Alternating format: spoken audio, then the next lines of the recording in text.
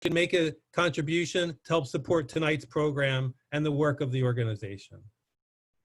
So I want to move on now to our program, which is going to be a 1-hour presentation followed by half an hour for Q&A with Fungai. I'm going to go briefly to Beth Filson to go over the technology and about managing the Zoom platform during the presentation. So Beth, over to you. Hi, everybody. Welcome.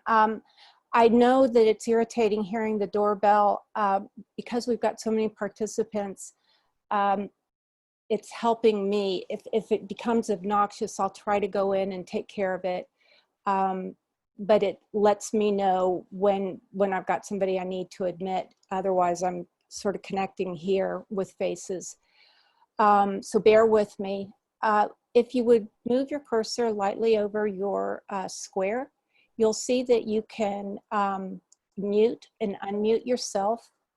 You can also see the 3 horizontal dots. If you click on those, you can also work other controls like stop or start your video. One of the most important things I like to tell Zoom participants is that if we get hijacked in any way, shape, or form, I will immediately pull the plug on the event and we will get back in touch with you for a rain date. If for some reason I lose control, I'm going to ask everybody to unplug themselves or close their laptops or turn off their computers, just so that we can make sure that this environment stays secure and no one is troubled by anything malicious that might occur. So far, so good. I am going to be asking you to stay muted during Fungai's presentation. Otherwise, we'll pick up your children, your husband, your wife, your partner, your cat, your dog, the screen door, the air conditioner, the cars on the street. If you fart, we'll hear it. So please keep yourself on mute during the presentation. Also, we are going to be using the chat for questions. We will wait till the end for a question and answer, but please use the chat to be as specific as possible with your questions so we know what we're referring back to. And we will get to those. Michael and I will be managing the chat. I think that's all. Be aware that down at the lower screen of Zoom, play with your cursor again, lightly scroll down around that bottom. A menu should come up. You may have a little icon on the right next to the red button that says end. That little icon emoji, I'm sorry, gives you some hand clapping thumbs up. That will appear, if you like something that Michael or Fungai are saying, it will appear on your square for a few minutes. You'll notice there are no thumbs down. Keep it positive. And I'm going to turn it back over to Michael. Thank you, Michael. So I'll just mention the program is being recorded. That is, Fungai's presentation is being recorded. And so hopefully, if you want access to it later, you'll be able to get that through Straw Dog Writers Guild and the website. And what Beth was saying about the questions, that if you have questions you'd like answered during the portion at the end, please type them into the chat. And I will be monitoring those and pulling them out to ask Fungai, because we have too many screens and too many people to coordinate that. So that's how that'll happen. If you want to ask a question, type it in. So thank you, Beth. One other thing I forgot. I'm very sorry. At the very top right of your Zoom screen, play with your cursor again. You'll see speaker view. You'll see gallery view. Click and see which you prefer to use. Whoever is speaking will be front and center, like I am now if you've got me on speaker view. This records on speaker view, so you will not be recorded, only our presenters at the time that they're talking. All right, that was it. Thank you, Michael. Great. So it gives me great pleasure now to introduce Fungai Tichawangana, whom I first met last year as an enthusiastic and very talented participant in several poetry critique groups I was moderating. But besides being a poet, Fungai is also a journalist, a writer, and web developer who has lived in Amherst, Massachusetts the past couple of years. In 2015, he was awarded a Nieman Journalism Fellowship and a Berkman Klein Fellowship for Journalism Innovation at Harvard University, based on work he did in Zimbabwe documenting arts and culture online for over 10 years. Zimbo Jam, the arts and culture website Fungai launched in 2008, has won 4 National Arts Merit Awards for online arts journalism. And recently, Fungai launched Valley of Writers, an online platform to document and promote the rich tradition of writing we have here in Western Massachusetts, and to connect us with writers all around the world. Fungai is here to speak to us today about how authors can use their websites and social media to their advantage. So now let's welcome Fungai Tichawangana. Thank you. Thank you, Michael, for that introduction. And thank you to Straw Dogs for hosting this event and making it possible. And I must say it's good to see old friends, and new faces in the audience. Thank you all for making the time to be here for this presentation.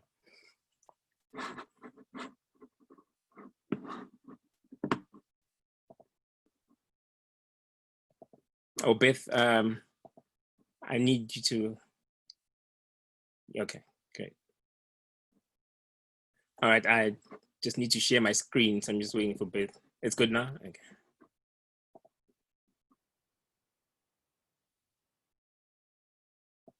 No, not yet.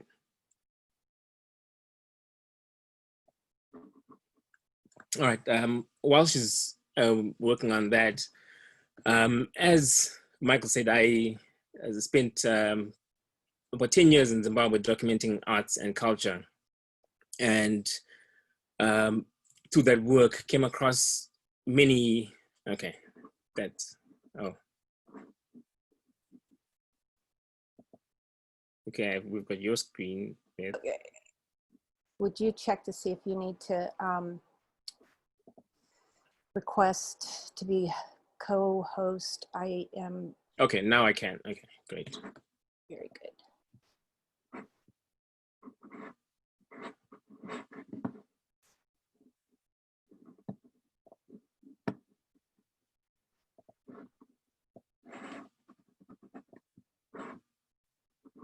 Okay, just maximize that.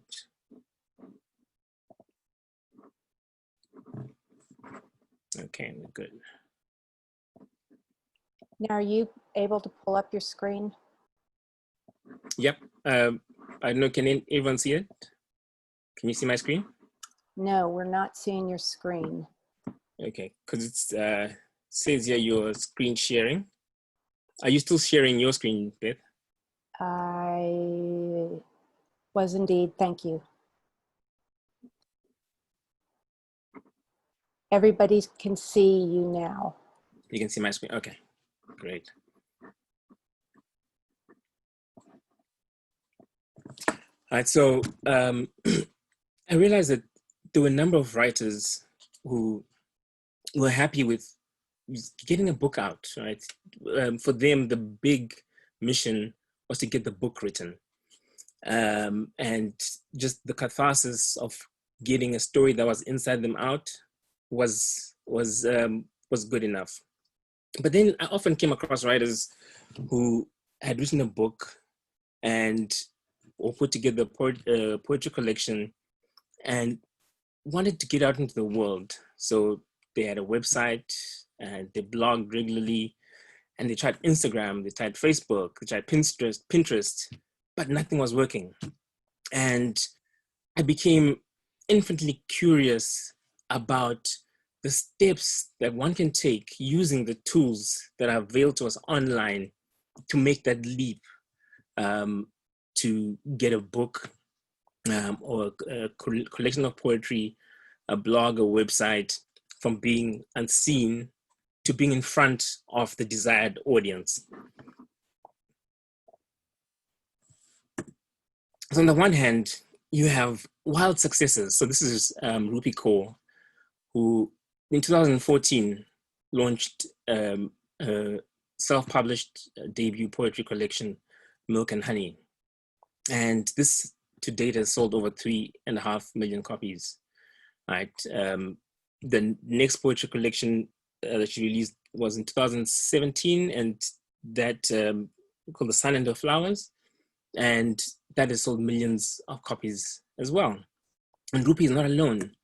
There are lots of other artists, writers, poets who have managed to leverage huge followings online to sell hundreds of thousands of books. So you have Langley, you have Tyler Knott Gregson, Atticus, who never shows his face in public. Whenever he does a reading, he comes with a mask and he has all his fans screaming and cheering, and they're happy not to know who he really is.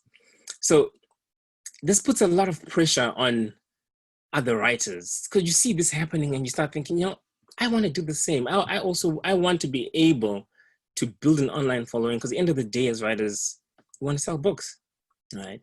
And it can seem hopeless, right? And you hear people selling millions of books and you just want to sell 10, 20, 100 to start off with, but you're not making any progress. So if we look at the sales of books and spread across different authors, right? So the part and read there, those are the hits, the books that sell, I said the commercial hits, right? The ones that sell millions of copies. As you can see, a very small number of writers. And the question that a lot of people try to answer is, what is it that makes a hit, a bestseller? How do you get a book to get into that read section? And the answer is, there is no formula, right? It's difficult to predict what will be a hit. In music, you often get on radio, they will sandwich a new song that they believe will be a hit between other songs that are popular. And so they'll play a popular song, then they'll play this song and whatever. But even that doesn't always have, the desired results. But then if we move this side, right, to the orange and yellow side, in the orange side, that's the commercially viable, the books that are commercially viable. They don't necessarily sell millions of copies, but the writers are able to make a living from selling those books, right? So, and I think it's important to make that distinction of commercially viable, because writing is a very personal thing. As I said before, for some writers, they just want to get the book out there, and they will tell you, well, if it sells 1,000 copies, 2,000 copies, I've done my work, I've put it out into the world. But they're the writers who want to sell books, want to get those books out. And so the question is, how do you move a book from that commercially non-viable section to the commercially viable? And with reference right now to the tools that are available on the internet, right? Because while it's difficult to predict a hit, right? While that's like, there's some sort of magic that we cannot quite put a formula to in that area, it's much easier to say what will take a book from there to there, right? It's much easier to list a number of things that a writer can do to move into that section. And I have been very curious about how the internet can lend its hand to helping to make that possible. All right, so I think the first thing that writers often do when they want to go online is they will set up a Facebook page or go on a Twitter, and they will immediately start, right? But I think what we need to look at is, before writers started doing their own marketing, you had whole marketing departments, right, in publishing houses doing this. And so obviously you need to have a plan, right? And it seems obvious to say this, but if you don't have an outcome in mind, it's very easy to get discouraged quite quickly, right? And you know, the act of going online and starting to post and expecting immediate results, it's, you know, if you compare it to anything else that you do, right? Even writing the book, you have to plot it out, do character you know, descriptions, and understand what each character is like, right? And it's the same for your online strategy. You have to start with a plan, right? And you know, the aim of your online campaign can be as simple as just legitimacy, right? Just having a website that says, hey, you're a writer, and when agents, publishers go on there, they can see that, oh, actually, yes, this person is a writer, right? So think long term. That's very, very important, right? I was talking about earlier on about writers who have millions of followers online. A lot of writers will never get that sort of following, right? But the idea is to think of how you can use whatever following you can get and work with that following strategically. And think branding, right? So for instance, if you go on Facebook and you set up your Facebook page and it's Edna Writes, right? Then your Twitter handle is Chocolate Mama, and your Pinterest is Lover of Things. It's very easy for people who are following you to get confused. So you need to think about the branding and think about messaging, right? So sometimes as writers, we are involved in a number of different things. So you need to think about, okay, this platform that I'm setting up for my writing, what's the messaging? What am I going to focus on? And what's the audience I'm trying to reach? Right? And if we look at the idea of an online presence, right, the three forces of creation and amplification that I play here. So when you start, it's just you, right? So you're setting up your website, maybe you set up a Facebook page, you've got a Twitter following, and after a while, you have an audience, and the audience affirms, amplifies, and then creates, helps create that online presence with you. For example, just the day before yesterday, a Zimbabwean writer was longlisted for the Booker Prize. And I went on to Twitter and said, "Oh, congratulations, Titi Nangarembwa, you know, you've been nominated for a Booker Prize." That's me as part of our audience creating or adding to our online presence. And then there's this powerful group of people who are known as curators, right? And the curator is anyone who makes it their business to say, hey, this is important. This is worth looking at. This is worth your time. And here I'm talking about bloggers, journalists, podcasters, right? Anyone who's got an audience or is building an audience, and they want to feed to that audience a constant stream of information about what they think is important. So they are also an important part of creating your online presence. And so part of your plan is thinking, how do you get these bubbles to grow? So as you can see that orange bubble, the beginning, it's so much bigger because you're saying, hey, here I am, I'm a writer. But with time, those other bubbles start to grow. And there will come a time when they are so much bigger than what you're creating because you've built a following, right? But before you even go to this to the stage, the question is, how do you keep track of your online presence, right? How do you know, right, who those creators are, what the audience, whoever your audience is, are saying? And the number of ways of doing this. A very easy way is Google Alerts, and I'll just quickly show you how this works. So basically Google Alerts, you just say, I'm interested in this particular topic, and every time someone writes something, so whether it's a news article, it's a YouTube video, it's a blog post that's related to that item you're interested in, you get an email saying, hey, this thing has been, someone has written something about this. So google.com/alerts.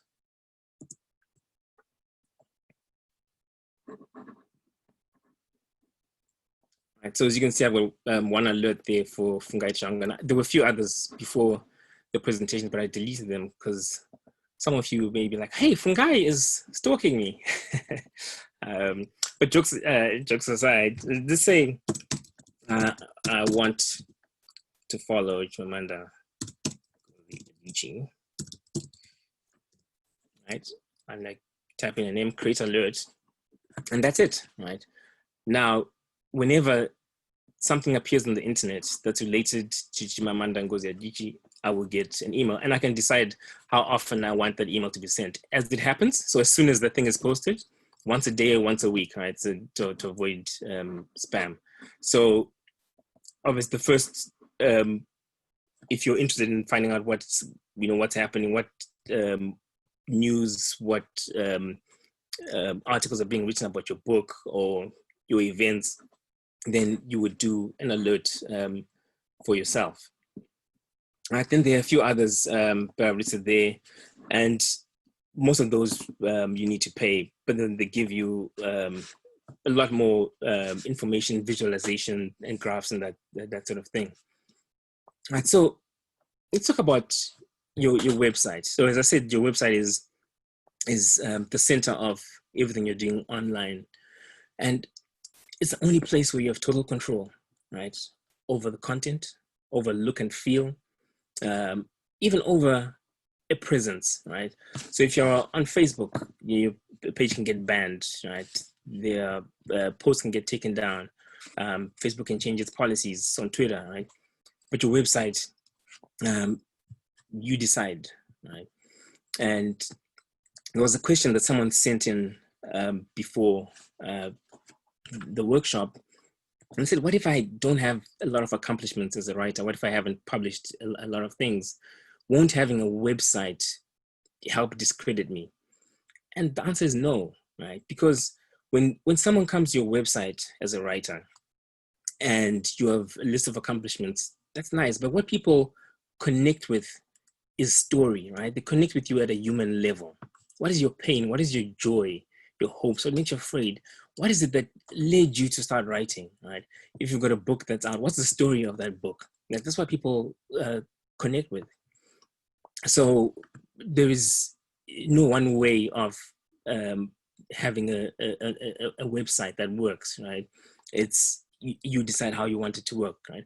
There are a few key things that the website will need to have, and I'll talk about those right now. So the question is, who's going to come to your site, right? You've got readers, agents, bloggers, journalists, so human beings, right? But then also you've got bots from search engines, because search engines will visit your site to try and rank it to see how important it is. So you're optimizing both for humans and for machines, right? What are they looking for, right?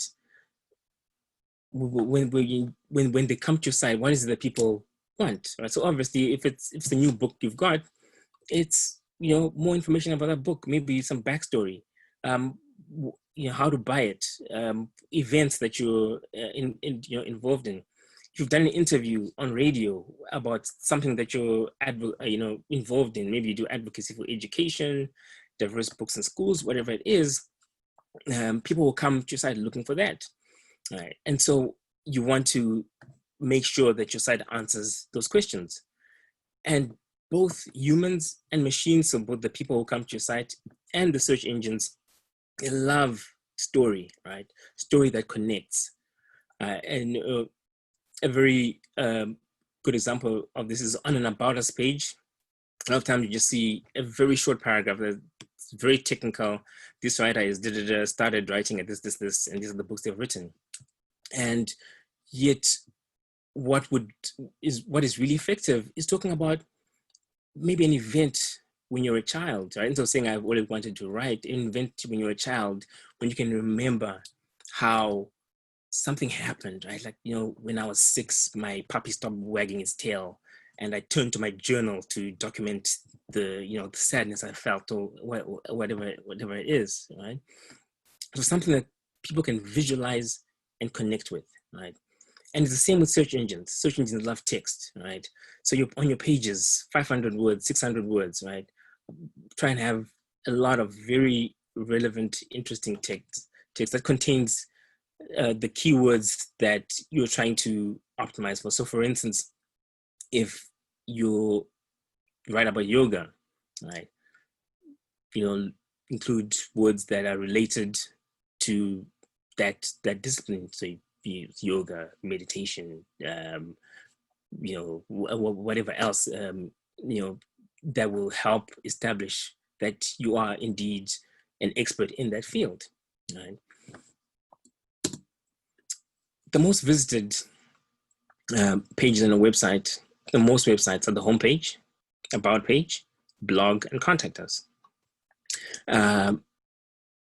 Sometimes people will change it up and will call the about page my story or whatever it is, which is fine. But know that when people are coming, they're expecting to see a page that says about, and they'll instinctively click on that, expecting to read more about you, right?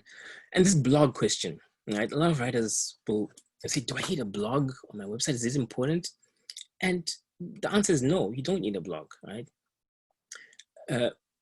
Because the challenge with having a blog is then there's the pressure of having to update it, keep it updated, right? And I think that the ultimate deciding factor for anything is that if something will detract so much from your writing that it becomes a hindrance, don't do it, right? So you could have a section where you give people updates and you could call it news or whatever, and then don't make it front and center of your website, right? So if you've got a blog and when someone comes to your website, the first thing they see is the latest blog post and they haven't been updated for a year, then there's a problem. But if you've got, so for instance, if I go to, if you look at the website on the left, the Ocean Vuong, it can be, the website can be like that for a year, and that's his latest book, and people come there and it doesn't seem to be out of date, right?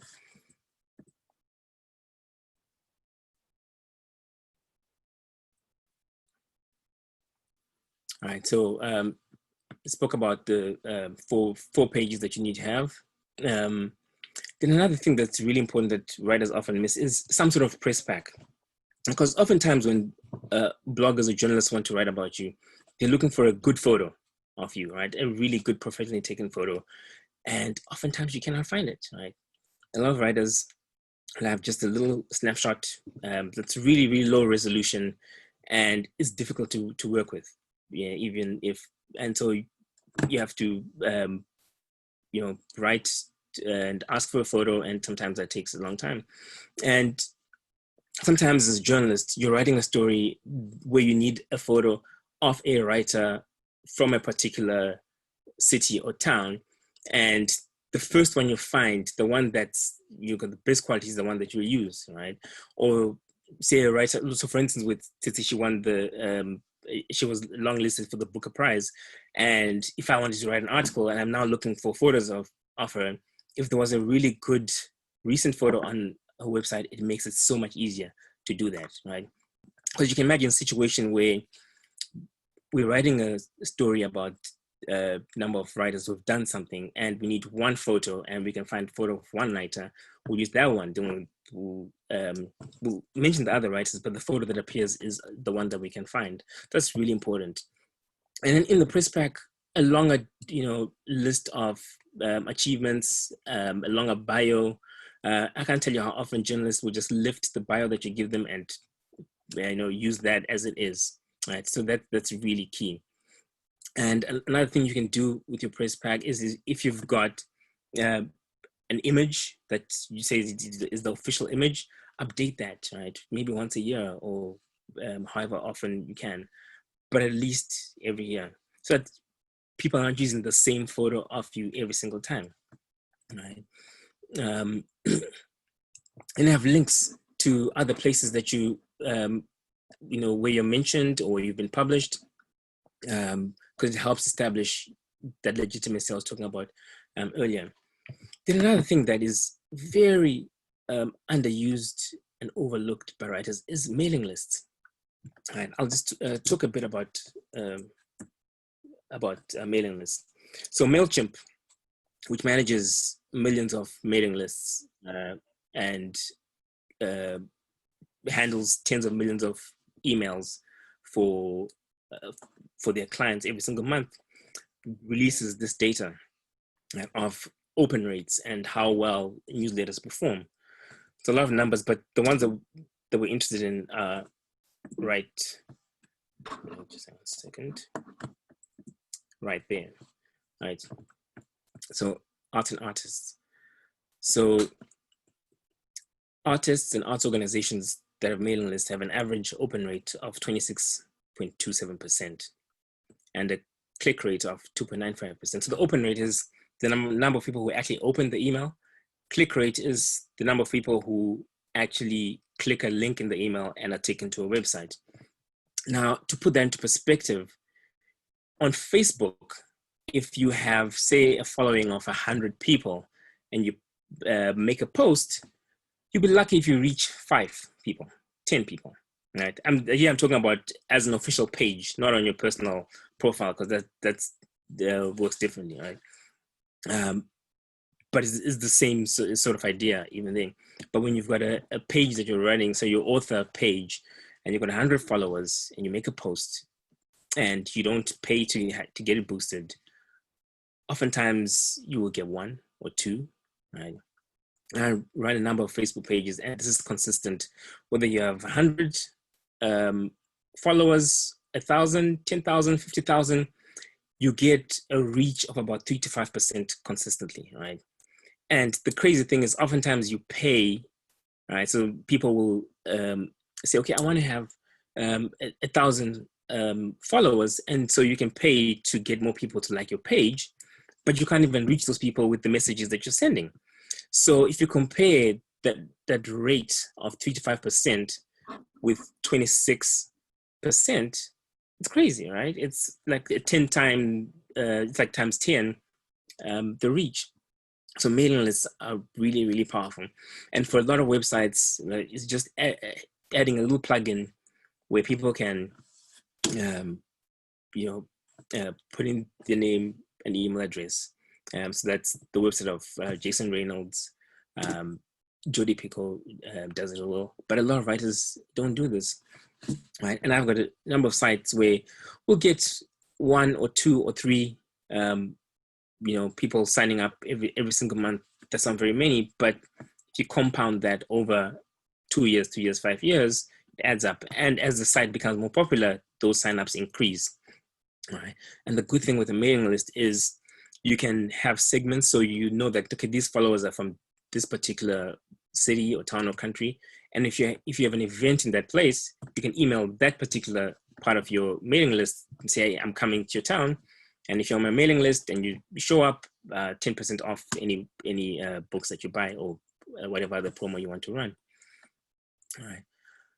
And if you do decide to blog, one of the big questions people come up with is, okay, so what do I write about? Right? How do I always have content? Right? There's a number of ways to do this. There are keyword research tools and social listing tools that help you understand what people are looking for in the area of your area of expertise. Right. So, for example, this site, Answer the Public. Just quickly show you how that works.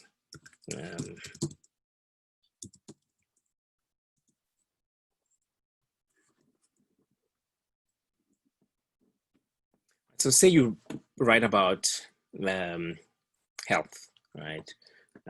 And you want to come up with ideas for blog posts about health. So type in health there, search. So what this site does, it aggregates millions of search results online and questions that people are asking online, and comes up with the most popular, most common. And so it's come up with 80 questions, right? Can healthcare workers be furloughed? Can health visitors prescribe? Can health anxiety be cured, right? So you could literally write an article inspired by each one of these questions, depending on whether or not it's in your area of interest. And you could try something else, right? Because you know that people are already looking for these things. So you're not, shooting in the dark. That's a very easy way of of trying to understand how you can write content or produce content that's relevant that people will consume. And there's so many others. I've listed 4 here, but there's a ton of others that you can use. So a few technical details. As I said in the beginning, we won't go deep into actual setting up of things because that we don't have the time to do that. But obviously, a starting point is to register a domain, right?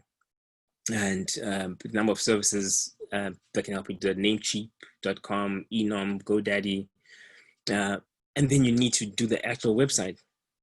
And writers always wonder what's the best platform, right? Should I do WordPress, Squarespace? Should I do something else? Wix is a very easy place to start, wix.com. Remember earlier on I spoke about thinking long-term.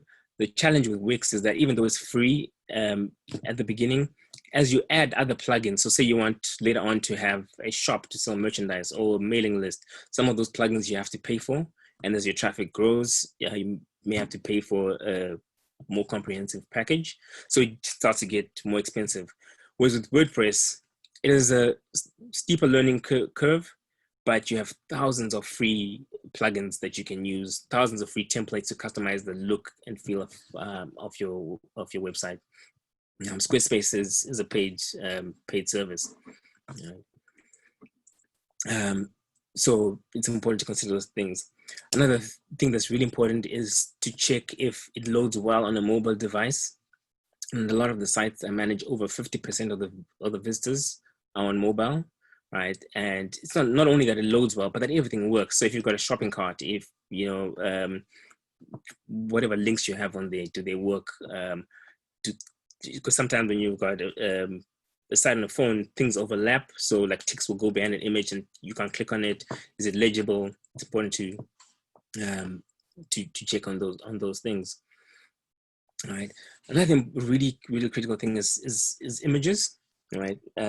So if either for your core site or for your blog, images just to help get your site to look that much more professional, that much more lively. The number of sites online where you can get free images and you can use them on your blog, on your branding, even on your book cover if you wanted to, although it was best to get your cover designed professionally. So here's one. It's called pixels.com. Right? All of these photos you can download and use on your blog, on your website. And like, so say you wanted a photo, say writer, right? For that,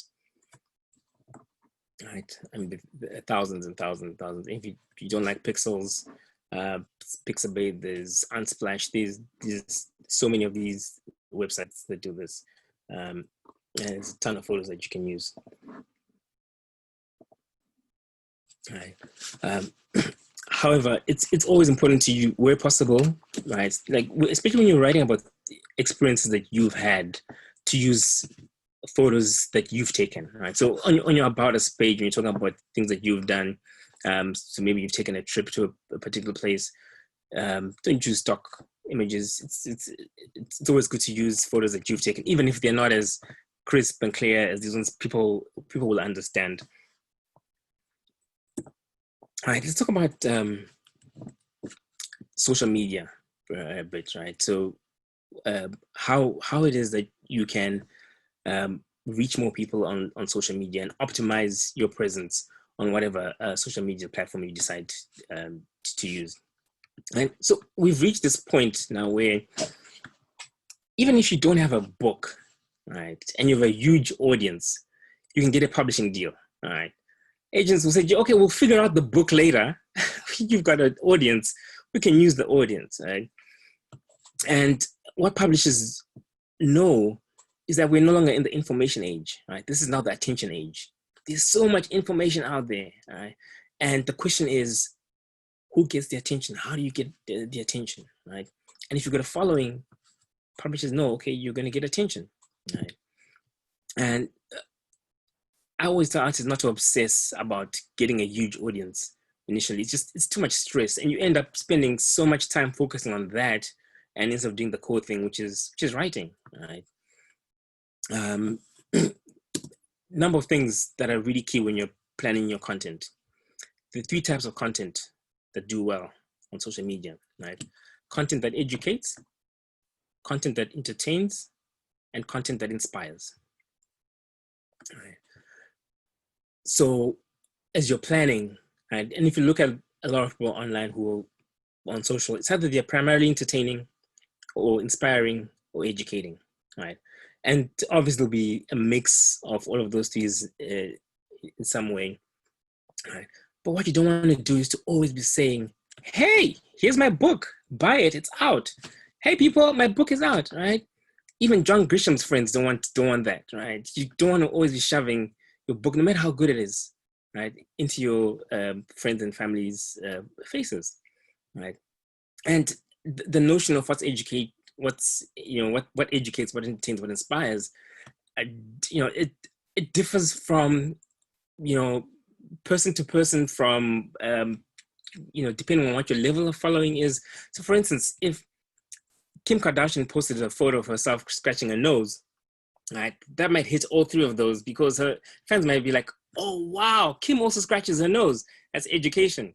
And it's entertaining because in Kim Kardashian, scratching her nose, and it's inspiring because we're like, wow, one day I'll be able to scratch my nose, wearing a Gucci top or whatever it is, right? So it differs depending on where you're placed in that crazy ranking of followers. But generally, if you decide, okay, I'm an expert at healthcare, right, or healthy meals, or I'm a vegan. I love discovering new and exciting ways of being a vegan, right? So the question is, okay, I've got this book about being a vegan. How do I make sure that I educate my followers about what it is to be a vegan, and make it interesting and compelling and consistent, right? Every so often, you can put an inspirational quote and something that you think is entertaining, right? But you decide what will be your core messaging, right? How the core structure of your messaging, right?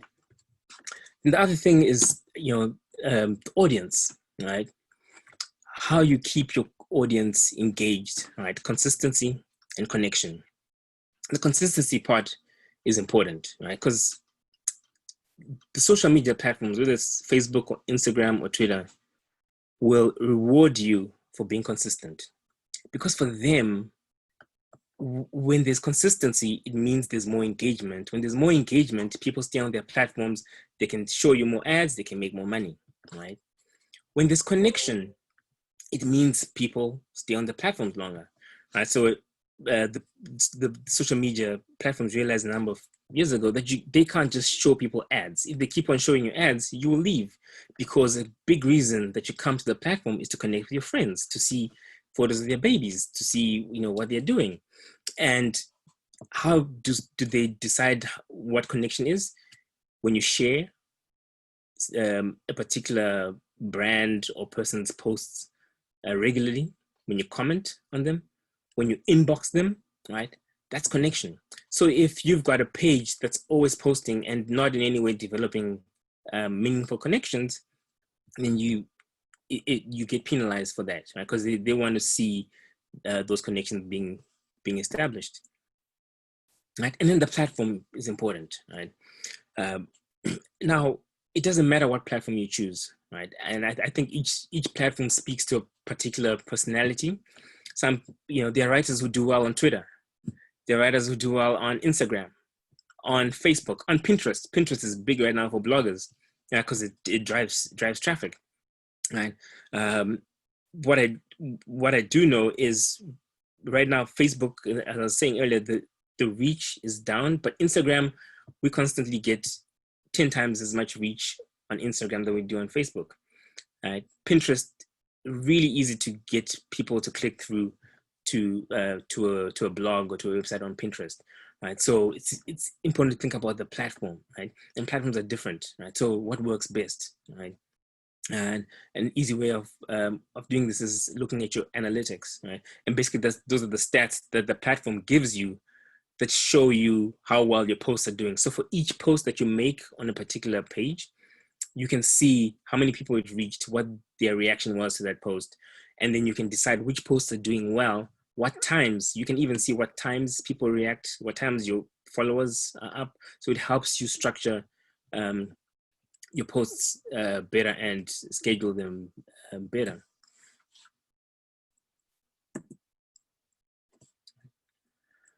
So I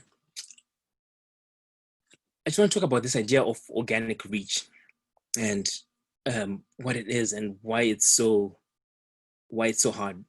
In 2009, we set up our first Facebook page, and every post we put up would get likes, comments, shares, and the Facebook page within a few months grew to 3,000 followers, then 5,000, 10,000.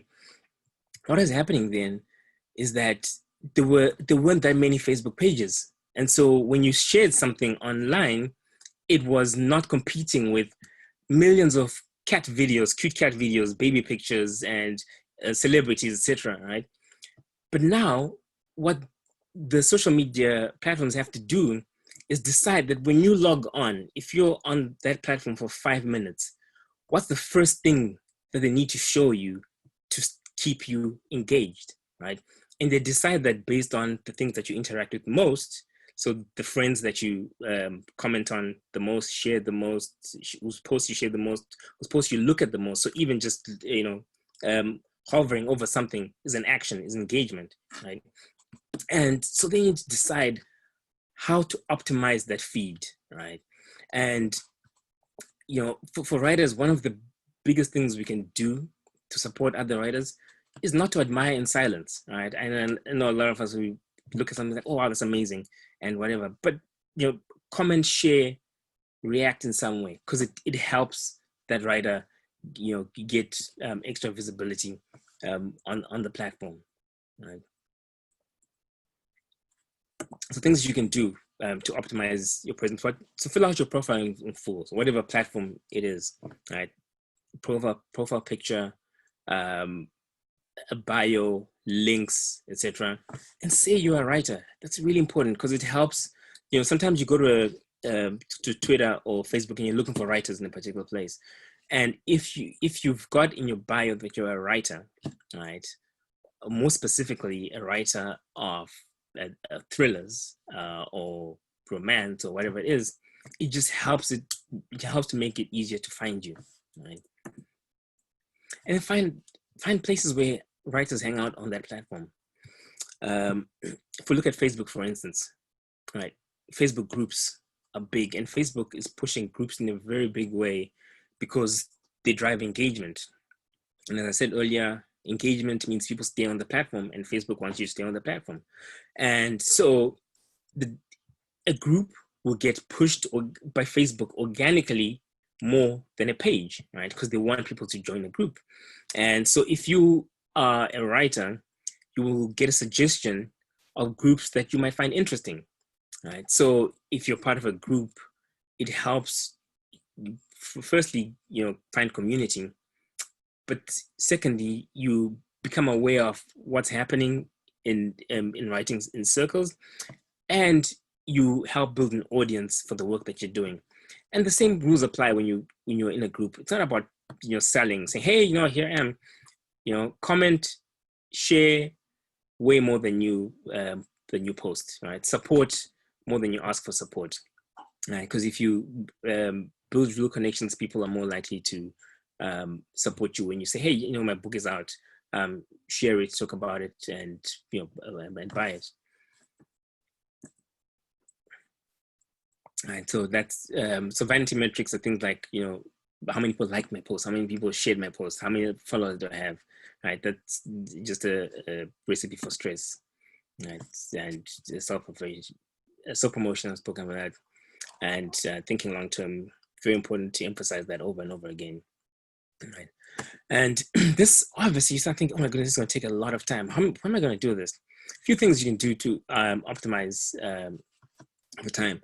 One is to batch post, right? So I know a lot of people, do a lot of social media work, will on a single day do all the posts for a week or even a month, right? So say you post twice a week, right? That means you just need 8 posts for a month, and you sit on a single day, and you do those posts and you schedule them, right? So with all the social media platforms, you can go in and actually schedule when you want the post to be published, and then you're done. Then you just go in, during the week, and you respond to comments and questions from people.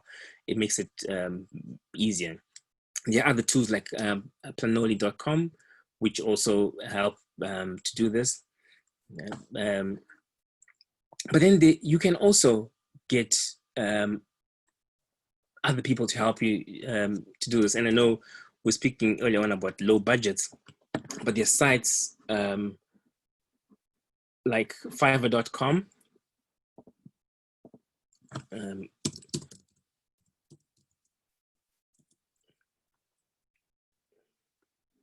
where, so say you want someone to help with social media. I'm just going to type in social media.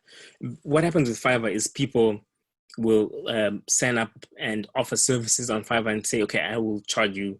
It's called Fiverr because the minimum gigs, lowest price gigs cost $5.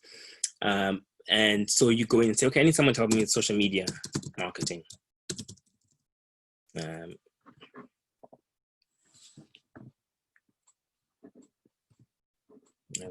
And then you have people who will do all sorts of different things. So I'll be a social media marketing manager and content creator, starting $130. And it just ranges, there's so many price ranges. Obviously, what you'll do is you can see, so the number in brackets there is the number of people who have commented or rated that particular gig. So you could say something like, so I just need, here are quotes, right, from my book, or that I want to feature on social media. Make me some beautiful memes, and you can get someone to do that, say a month's worth of memes for $20, $30. I know at least one writer in Western Massachusetts here who has someone totally managing their Facebook work. Fiverr is one platform, but the others, and you can do interesting things. So, for instance, people who do voiceovers. All right, I'm just gonna. Sorry.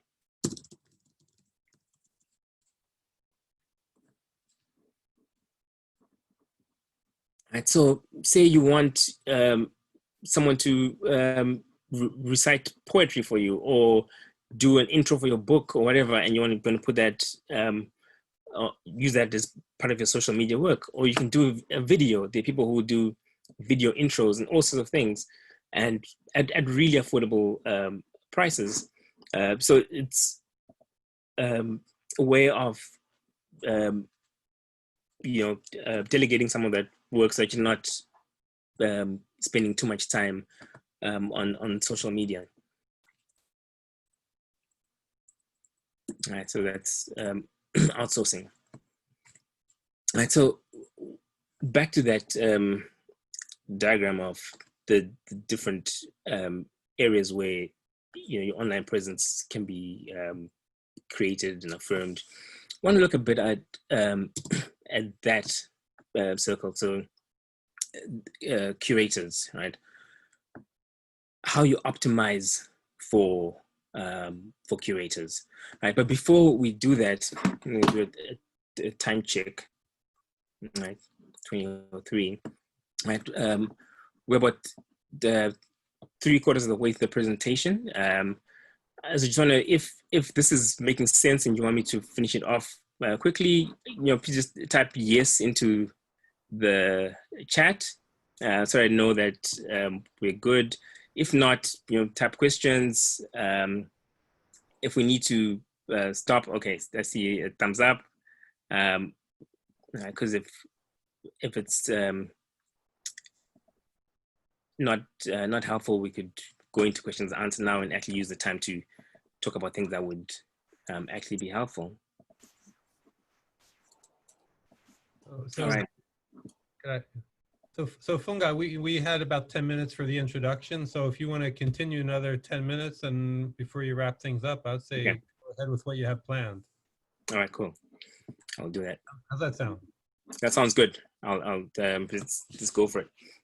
All right. So there's an example in Proverbs that goes, when you run alone, you run fast. When you run together, you run far. Oh. And this is so true when you look at the idea of breaking through the noise online and getting visibility. I'll quickly tell you a story about a Zimbabwean writer. In 2015 came to me. She had put a poetry collection together and wanted to self-publish it. And she was going to use most of the money for printing. And so she didn't have a marketing budget. And so what we did was we put together with some friends, and one was a graphic designer, someone was an animator, someone very familiar with organizing events.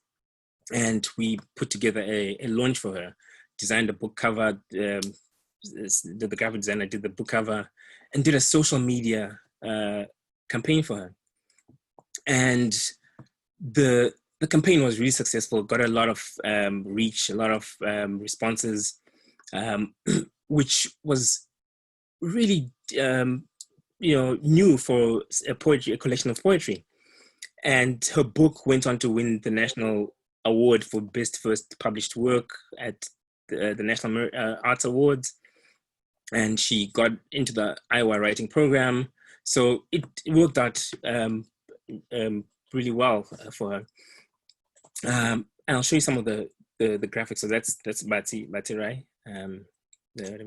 So one of the things that Chichi, the graphic designer, did was did a countdown, because it's always a challenge. Is how do you make things exciting? How do you keep, if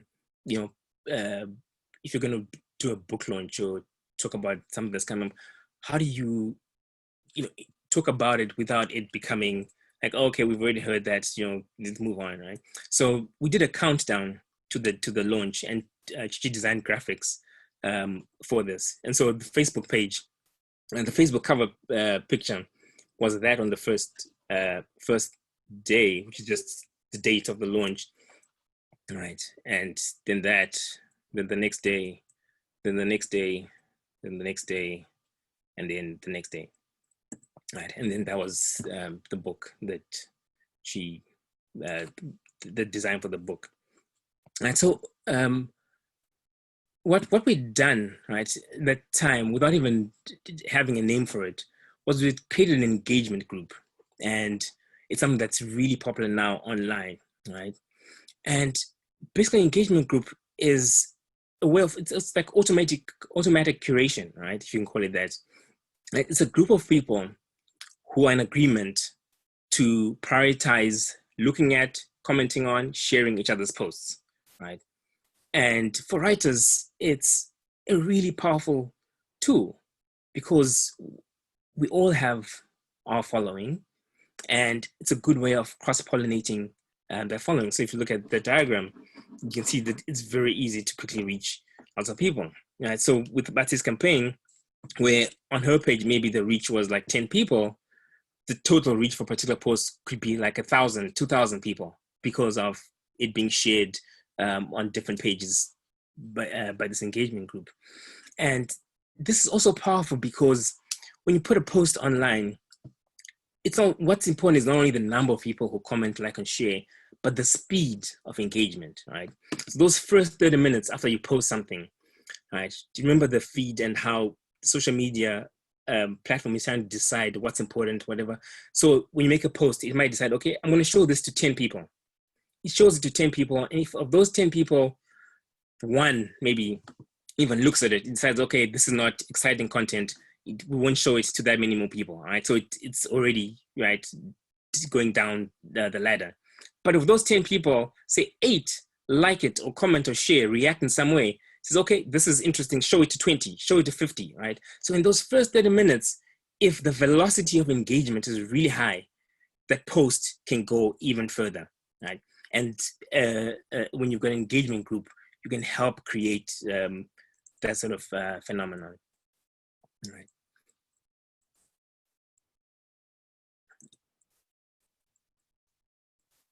All right, so I spoke about Fiverr already. So there's some of the other websites where you can get graphics and other things designed for you.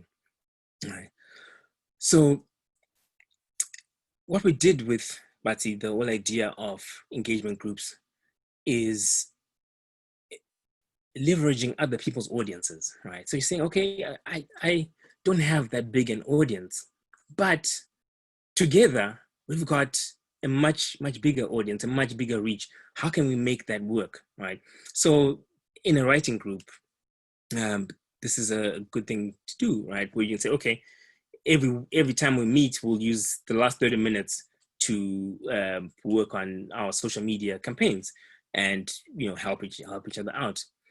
Other ways of doing this, of optimizing for other people's audiences, are guest blogging, right?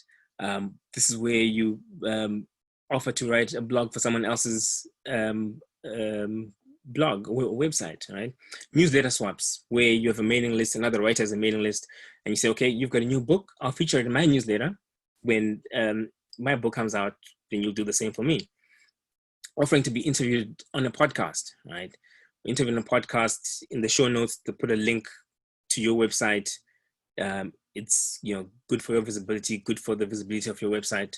Social media account takeovers. And basically the way this works is where someone who is really good at social media takes over your account for a week. And so you make a lot of noise about it and say, hey, this person is going to be posting on my account for a week, and we're going to see their world on my page. And press releases, right?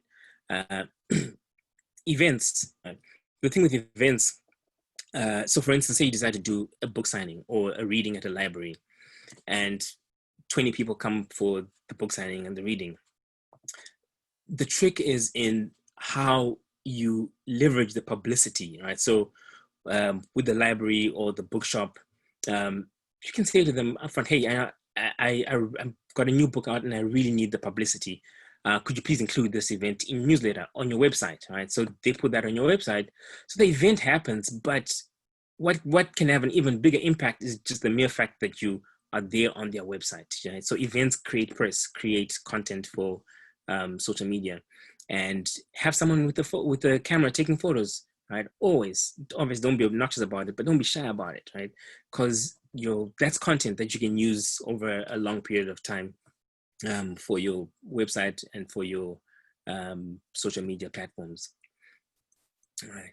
So let's look at audience, right? Optimizing for audience, because ultimately whatever you're doing needs to reach people, right? So if you can optimize for audience reach, affirmation, amplification, right? It just helps you do better. Right? There are two main ways of doing this. One is to create viral content, which is time consuming and unpredictable. There are whole media companies that are dedicated to creating viral content, right? And they have teams just making videos and memes or whatever, and even they don't get it right all the time. So that's an unstart. If it happens, it happens. Right? Then the other one is to pay for audiences, right?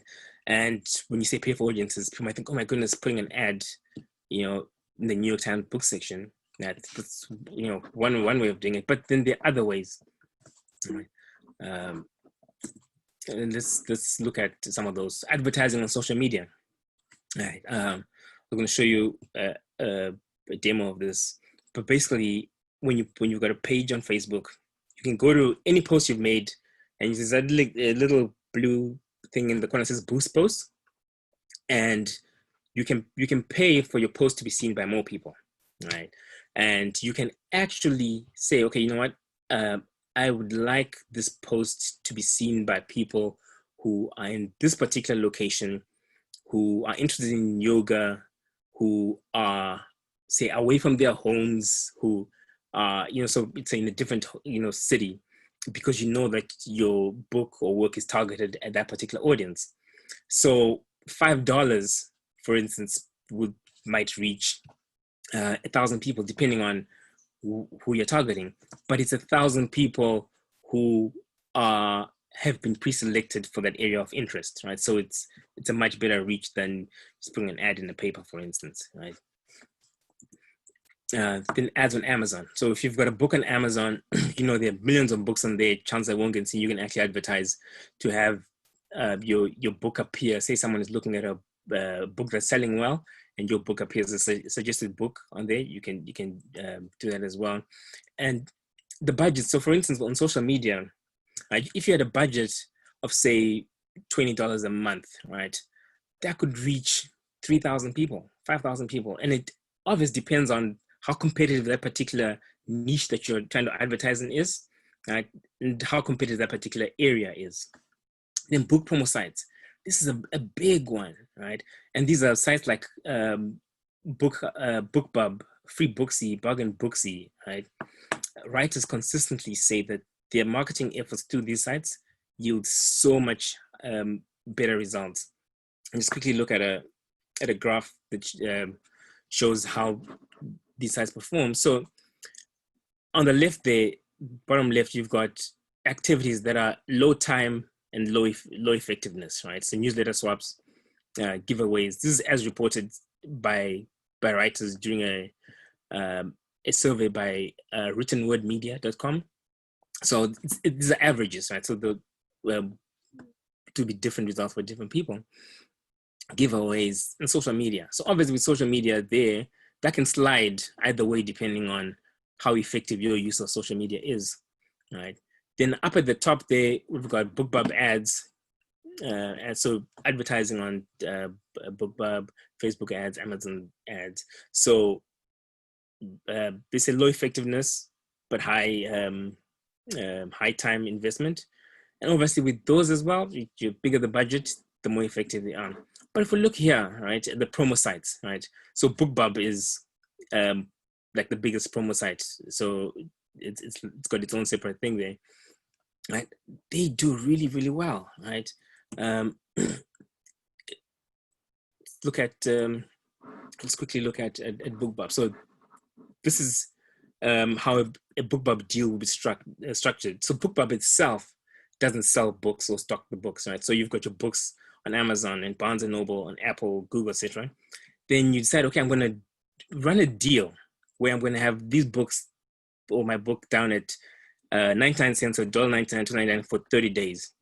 And what BookBub does is tell its subscribers about that deal, and they've got millions of subscribers, right? So there's some of their prices, and we just zone in on one of those, some thrillers, right?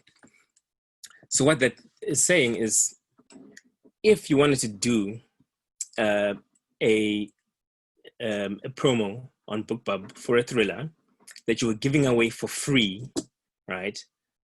You would pay $643, right? So this is substantially more than the figures we've been talking about.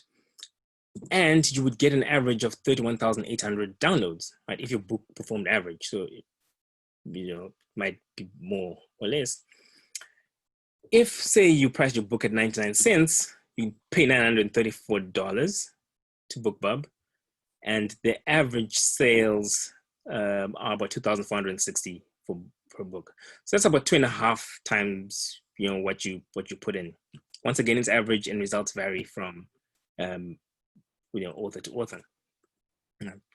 But a much better way of actually doing something active to move towards that area of viability, right? Instead of posting on social media and waiting and hoping that, you know, readers will see your book.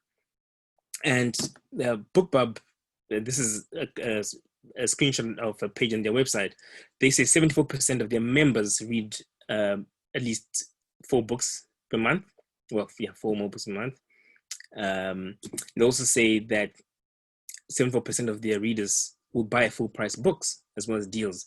So if you use that first book that you give away for free or you sell for 99 cents as a loss leader, so say you're doing a series, then those 31,000 people, or however many read it, say even half of them, a quarter, like your book and said, okay, want to read more of this author, they'll be willing, what BookBub is saying, they'll be willing to pay full price for your book. So in summary, I spoke about how your website is the center. It's like your online HQ, right? And even if it doesn't work as hard as all the other platforms where you're visible, it holds it all together, right? People will always refer back to your website. Mailing lists, how the conversion rates on mailing lists are really high, and it's people who have said, hey, I want to receive more information from you, so they're more likely to open those emails, read them, and click on links. Social media, we spoke about social media, but how many of us would never have millions of followers? But that's not a death sentence, right? You can be commercially, or whatever metric you want to use, emotionally, culturally, spiritually viable by leveraging other tools and making the most of the small following you have, leveraging audiences elsewhere, working with an engagement team, building relationships. Paid ads. I spoke about how it doesn't matter how many followers you have on Facebook, you'll never reach them all when you post, right? And it's a deliberate move by the social media platform, and the same with other platforms, because it just cannot show everyone everything that's posted. So you actually have to pay to reach more people. And it's not that expensive as compared to traditional advertising. And then promo sites are really good at getting people who are hungry to read, and you can target. So one of the things, for instance, with BookBub is when you release a book, they can email people, everyone who say they're interested in that particular genre, that say that this book is out. So it's a very good way of targeting people who would be readers of your work. I spoke about amplification partnerships. So people who you work with to help amplify their online presence. And it's always better when there's some sort of mutual benefit, right? So everyone is getting something. So if it's a podcast, you're getting content, you're getting visibility. And I spoke about thinking long-term. And then it's always important to learn, experiment, know the platform, and continue to learn and to grow. Thank you very much.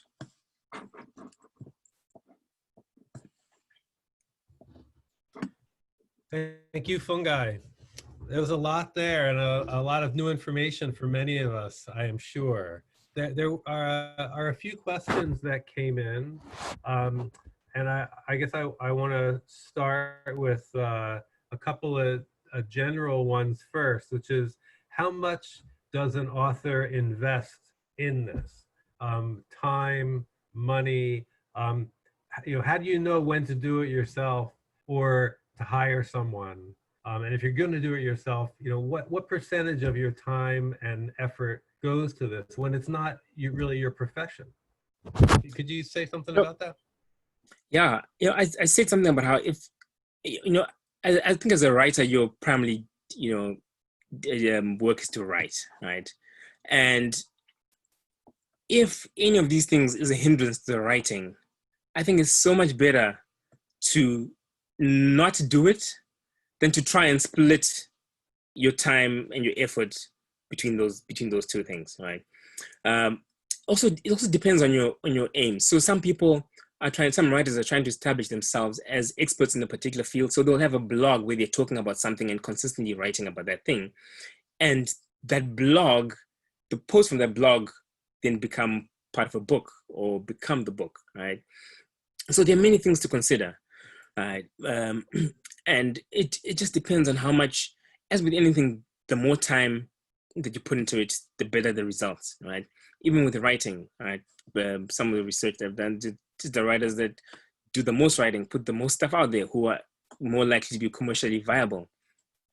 So ultimately, it's a personal decision, right? You decide, okay, I have so much time to dedicate to my writing every single week. How much of the time, do I want to spend doing social media, etc.? Because as you saw, if you decide, okay, I'm just going to have a website, that's what I'm going to do. And when my book is out, I will work really hard on working on amplification partners, on book deals, etc. There are writers who sell bestsellers without having social media accounts. Right? It happens. So I think as creatives, just as we are creative with producing the work, we can be creative with how we market it. And I think that's important, right? There's just so many ways of doing it. There isn't one single way, right? We saw Rupi Kaur with 3 million, followers, and it's very easy to be intimidated by those sort of numbers, right? But then there are writers with, far fewer followers who sell, millions of copies of books as well. So I don't know if that's a good enough answer, or if I went around the question, but that's the best answer I can give right now. So there were a couple other questions about posting, like, is there a best time to post?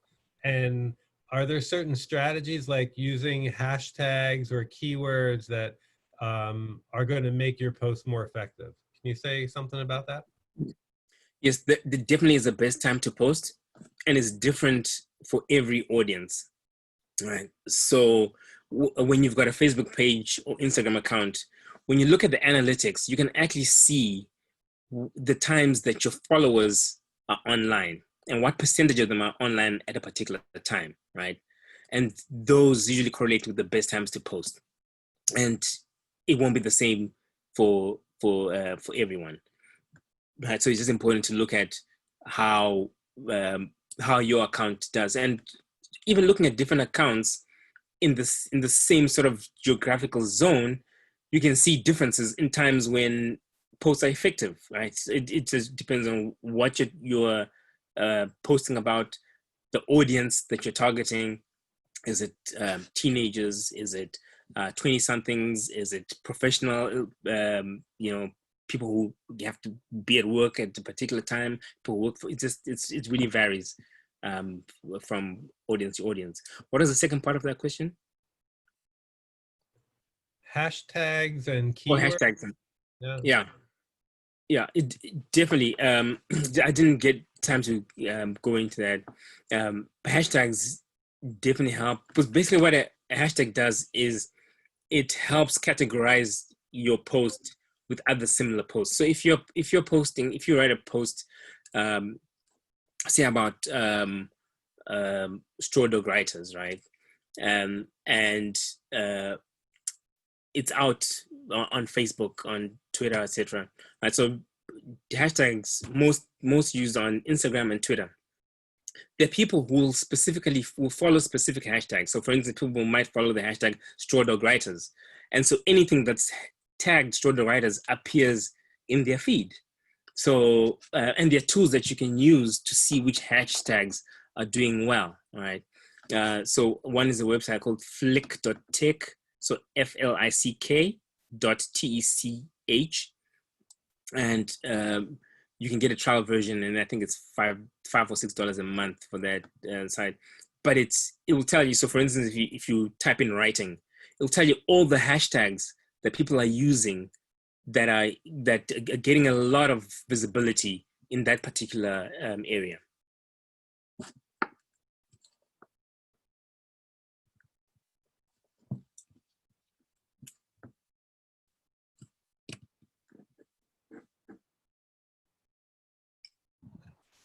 So there was also a question: is a domain just a name for a website, or is it more to it than that? So the domain is the address for your website, right? So if you register, say, fungairights.com, that's a domain, and initially there's no website associated with it, right? So a domain allows you to do certain things. You can host email. So for instance, you could then have fungai at fungairights.com, because you've got that domain registered and it's registered to you. Right? And normally when you register it for a year, and you can register it for up to 10 years, I think, and you have to renew after those 10 years. And if you let it lapse, then it goes out onto the market again and someone can buy it. So it's very important to make sure that you renew it. So the domain can be used for email without a website, then you can also get a website associated with that domain. So that's something that you do after registering the domain. You get a website developed for it. The domains that don't have websites associated with them and are just used for email, that's possible. And then just a quick question. Someone was wondering, is BookBub tied to the publication date of your book, or can that be used at any time? It can be used at any time. So one of the things that writers do is do deals for their backlists on BookBub, right? Just to get the sales going again. Writers also do something that BookBub calls, I can't remember what they call, but it's doing a series of promos, one after the other on BookBub, and that's helped writers hit bestseller lists. So you time them in the reporting period for for certain bestseller lists, and so you'll do a promo for one book and say, okay, it's this book for this week or these weeks is 99 cents. Then the next book, then the next book, then the next book, or you can do for the same book and different promos, right? So you could start with it at a particular price and then have it at a different price, going down or going up, or however you want to do it. Yeah, Beth, did you want to say something? I was going to wrap things up. Nope. Fungai, oops, sorry. Someone asked, what do you mean about the foremost visited pages? What were you referring to? And can you elaborate just a moment? Oh, so that's from a website called ubersuggest.com, or Neil Patel is the same pointed the same. So the person who runs it's called neilpatel.com, and basically it's so sorry, the question again. I'm just talking to you've been talking. That's okay.